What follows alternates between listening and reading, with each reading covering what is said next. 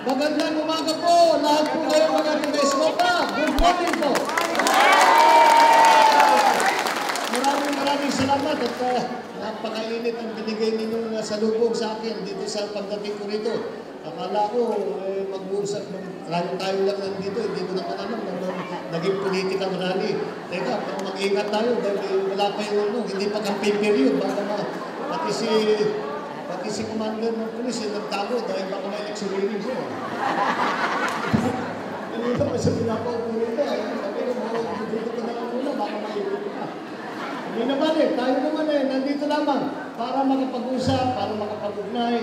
At saka ako yung magpapaselfie lang naman ako dito, kaya ako naman hindi magpapaselfie lang sa inyo. Alam niyo po ako may iniikot-ikot, hindi lamang dito sa Quezon City. Sa kahapon, nandun kami sa Commonwealth, sa Payatas, pumunta kami sa Batasan Hills. Ngayon, nandito naman kami sa Escopa. At dali kami sa Matandang Balaraw, iikot po kami. At ginagawa ko po ito dahil ito ay kunulan ko yung ginagawa bilang nung naging senador pa ako para laging nakikipag-ugnay at nakikipag-usap sa ating mga kababayan. Dahil importante para sa akin, dahil po ako'y galing gobernador ako na Ilocos Norte na isang kailangan. Kaya sanay ako, kausap ko ang taong bayan. Kaya nung ako naging senador, sabi ko mahirap lang tayo yung trabaho ko dahil nandun ka na sa opisina at ang kausap mo sa session, mga kapwa mo rin senador. Paano natin malalaman kung ano ba talaga nangyayari sa lahat ng iba't ibang lugar sa Pilipinas. Kaya, mabuti na lang, ako'y ginawa chairman ng Committee on Local Government, kaya tumiikot-ikot ko po lahat ng NGO, kinakausap ko po ang ating mga local government officials para talagang malaman. Kaya naman po, sinasabi ko, kaya pag tinatanong sa akin, bakit ka tumakbo? Bakit hindi ka naiwan ng senador? Bakit ka nag-file para mag-vice president? Sabi ko, gusto kong bumalik sa executive. Dahil sa executive, marami kayong ginagawa, sanay ako, maraming ginagawa. At sanay ako na nakikipag-usap nga sa taong bayan. At yan ang pinaka-importante sa pag-uusap-usap ko po, marami tayong narinig. Tinatanong ko po sa ating mga kababayan, ano ba talaga ang mga nagiging problema ninyo? Ano ba talaga ang inyong mga hinayin? Ano ba talaga ang sa palagay ninyo dapat unahin at bigyan pansin ng ating pamahalaan? Marami pong issue na lumalabas. Ang isang medyo nakakatakot na bagong development na hindi naman ganun ka-alala. Pero lahat ng mapuntahan ko naman nasasabi, nag-aalala kami dahil sa pagkalat ng illegal na droga dito sa lugar namin. Dito rin po lang sa inyo, sa problema natin. Nakakatakot po yan dahil hindi maliit na problema yan. Dahil hindi lamang sa binibiktima ang mga kabataan, lagi natin sinasabi ang kabataan ng pag-asa natin. Kung sinisira nila ang buhay ng mga ating mga kabataan, sinisira nila ang kinabukasan ng buong bansa. Kaya kailangan po natin bigyan ng pansin yan. Yung ganyan klase problema, halimbawa, kung tayo ba ay magsama-sama, tulungan natin ang pulis, hindi lang problema yan. Hindi lang sa pulis ang dapat puntahan ang problema yan. Lahat na kasama ng magulang, kasama ang pamilya, kasama ang guro, kasama ang pulis, mga ahensya ng gobyerno, ang local government, para malutas yung problema yan. Ngunit sa palagay ko, sa talong ng panahon, alam na natin kung sino yung malalaking sindikato, dapat pahuli na natin yan at kasuhan na natin lahat yan. Yan po ang mga isang malaking problema na nababalitaan natin. Isa pa, mataas ang presyo ng bilihin. At kahit paano, papalit-tuloy ko yung pakyat. Anong gagawin natin yan?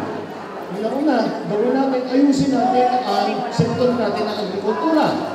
Napabayaan ang agrikultura, kaya tumataas ang presyo ng bilihin. Kailangan tulungan ng gobyerno ang ating mga magsasaka. Sa ngayon, karamihan ng mahirap sa Pilipinas ay nasa agrikultura. At tayo naman ay naghihirap din dahil nauubos ang pondo ng gobyerno sa kakabili ng bigas at iba't ibang produkto sa labas.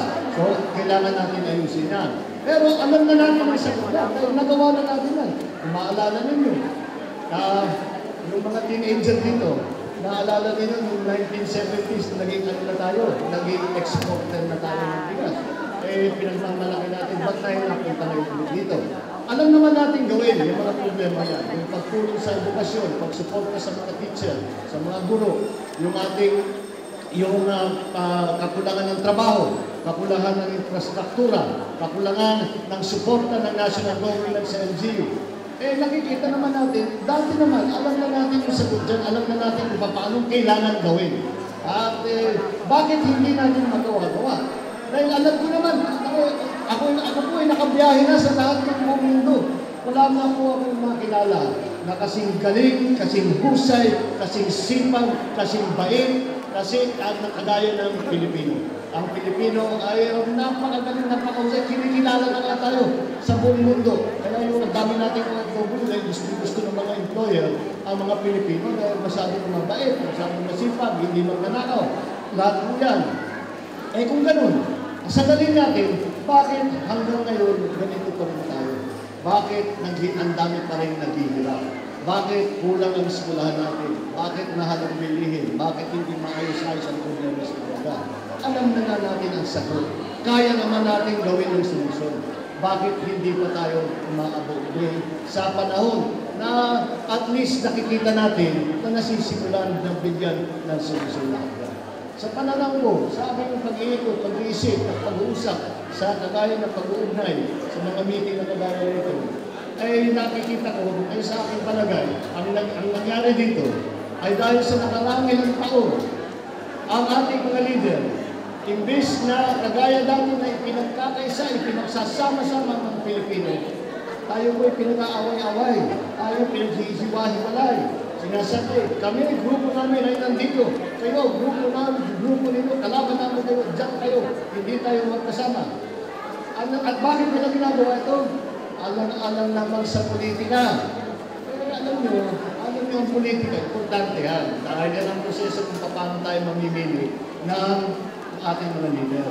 Ngunit, sa aking palagay, pag tapos na ang halalan, pag naproklama na ang mga panalo, isang tabi na natin ang politika at isipin na natin ang kapakanan ng bawat mamamayang Pilipino.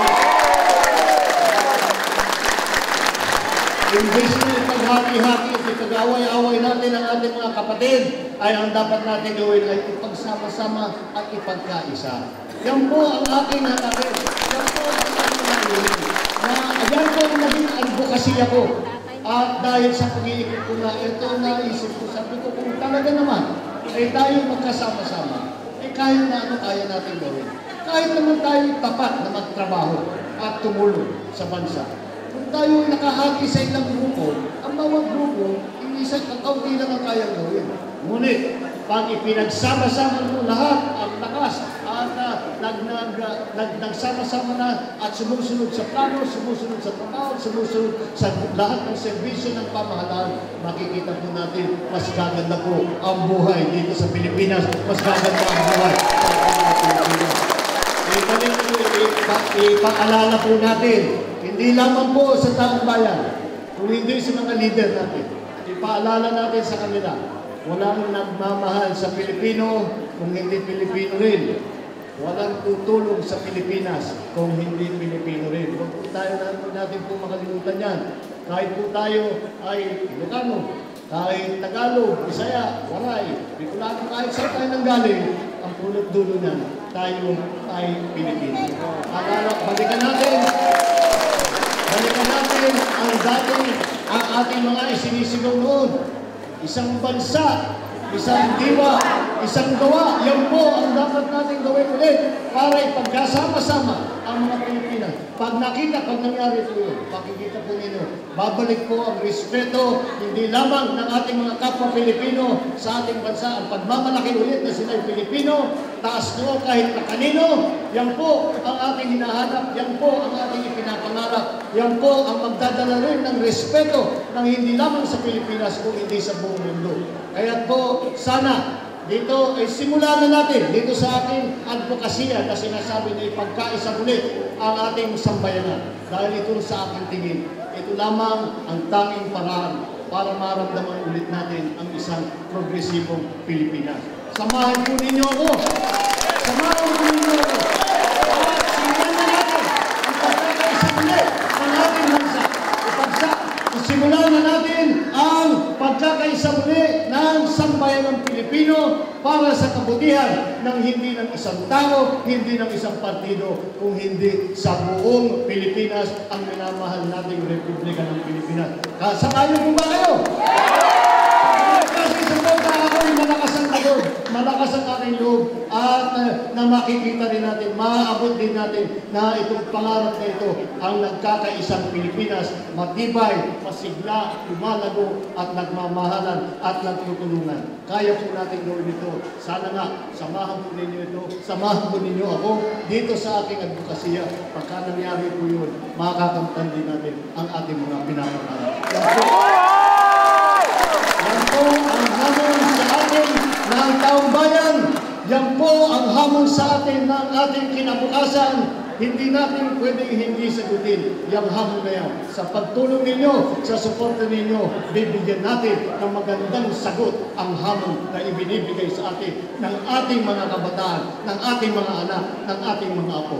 Yan po ang ating hangarin. Yan po ang ating ipinagmamalaki at ipinanindigan. Kaya po sa inyong tulong ay maaabot na po natin. Maraming salamat po sa inyo lahat.